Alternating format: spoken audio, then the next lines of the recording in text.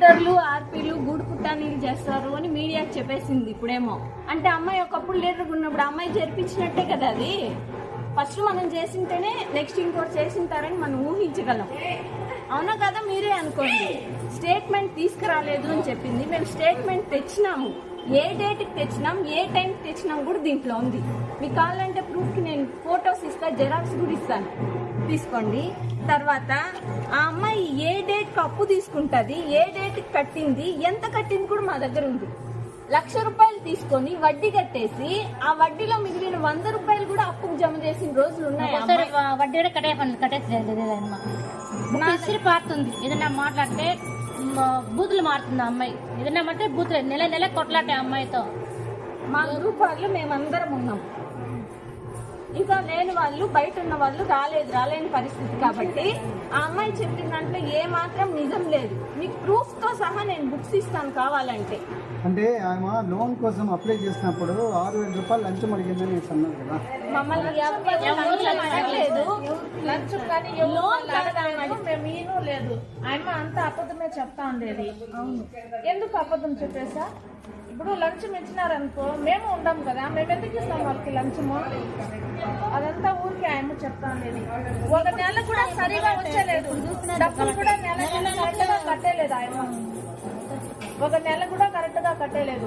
రేపు ఇస్తాను, సాయంత్రం ఇస్తాను, ఎల్లుండి ఇస్తాను అంటున్నాను. నైట్ 10 గంటలకు తెచ్చింది అమ్మాయి డబ్బులు. అప్పుడు కూడా తీసుకున్నాం సార్ మేము. డబ్బులు నువ్వు కట్టావు, నేను కట్టేస్తాను, మీ డబ్బులు ఇచ్చేయండి, నువ్వు ఎత్తుకొని పోయి కూడా 4 రోజుల తర్వాత కట్టుండదు సార్ అమ్మాయి. అది ఫోటో తీసుకోండి కావాలంటే. మీరు 10వ తేదీ అమ్మాయి వాడేసి మళ్ళీ ఎక్కువ మళ్ళీ 4 రోజుల తర్వాత కట్టింది. 10వ తేదీ గ్రూప్ జరిగితే ముందంతా చూడండి, మేము ఎన్నో తేదీ కట్టినాం. 11కి పర్ఫెక్ట్ గా పోయి కట్టేసి వస్తాం. ఎప్పుడన్నా చూసుకోండి. ఆ అమ్మాయి కట్టిన డేట్ చూడండి. 10వ తేదీ తీసుకున్న డబ్బుల్ని 15వ తేదీ వరకు పెట్టుకొని 15వ తేదీ నాడు పోయి కట్టేసి వచ్చింది డబ్బులు. ఈ విధంగా అడిగి మేము ఆ అమ్మాయి చేతికి ఇవ్వం, అందుకే డబ్బులు నమ్మి ఇవ్వని దానివల్ల ఇన్ని క్రియేట్ చేసింది. ఆ అమ్మాయి అడిగినప్పుడే ఈమె అడిగింది. అప్పుడు జగనన్న ఇల్లు జరుగుతున్నాయి, మీకు కూడా తెలుసు. కన్ఫామ్ గా కట్టాలా అని ఈమెది పూర్తయిపోయి మోల్డింగ్ వేసే స్టేజ్ లో ఉండింది. ఆ అమ్మాయి పునాది కూడా వేయలేదు.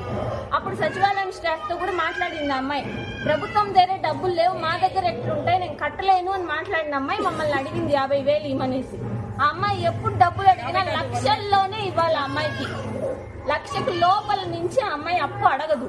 ఇచ్చిన అమ్మాయి దగ్గర రీపేమెంట్ మా వల్ల కాదు. ఆ అమ్మాయితో వేగలేకే ఇంతమంది నష్టపోయి గ్రూప్ నే పగలు కొట్టేసి క్లోజ్ చేసేసినాం. చూడండి, మేమేం దాచిపెట్టుకోలేదు. ఒక్క అమ్మాయి వల్ల 9 మంది సఫర్ అయ్యి గ్రూప్ నే విడగొట్టి క్యాన్సిల్ చేసుకునేసినాం. నష్టపోయింది మేము. ఇప్పుడు 7 నెలల నుంచి మా గ్రూపు లేదు, మేము చేసుకోను లేదు.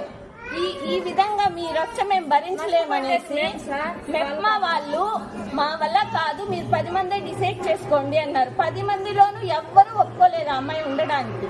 కాబట్టి మేము ఆ అమ్మాయితో వేగలేకనే గ్రూప్ పగలగొట్టుకున్నాము. ఇప్పుడు మళ్ళీ వచ్చి అదేదో కేసు పెడితే పోలీస్ స్టేషన్ లో రీఓపెన్ చేయండి అన్నట్లు గ్రూప్ ని రీఓపెన్ చేయండి అంటే ఎట్లా చేస్తారు? 10 మంది లేకుండా అమ్మాయికి ఒక్కదానికి సొంతమైతుంది గ్రూపు. అసలు మధ్యలో వచ్చి చేరింది అమ్మాయి. మా గ్రూప్ స్టార్టింగ్ నుంచి అమ్మాయి లేదు.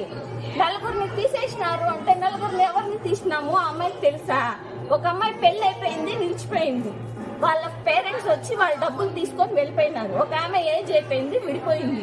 వీళ్ళ తోడుకోవడలే వీళ్ళకి పర్సనల్ గొడవలు ఉండి నిలిచిపోయింది. దానికి మేము ఎట్లా కారణం అవుతాము చెప్పండి? 4గురిని తీసేసినారంటే తీసేయడం అంత ఈజీనా? అంత ఈజీ ఉంటే అమ్మాయిని తీసేసి ఉంటాం కదా. మేము గ్రూప్ ఎందుకు పగలు కొట్టుకుని ఉంటాము? సార్ సొమాటోలో డబ్బులు తీసుకుంటే 5 ఏళ్ళు కట్టిస్తారు అమ్మాయి. 5 ఏళ్ళు తీసుకునే మిగతా వాళ్ళు ఏం సార్ అయ్యేది? నెల కొంచెం కట్టాలి సార్. మేము लेकिन 15 अगस्त में ट्रांस करते नहीं हैं उनको, उनका बने तो ले लेते हैं। तो मैंने ग्रुप भी बने नहीं थे।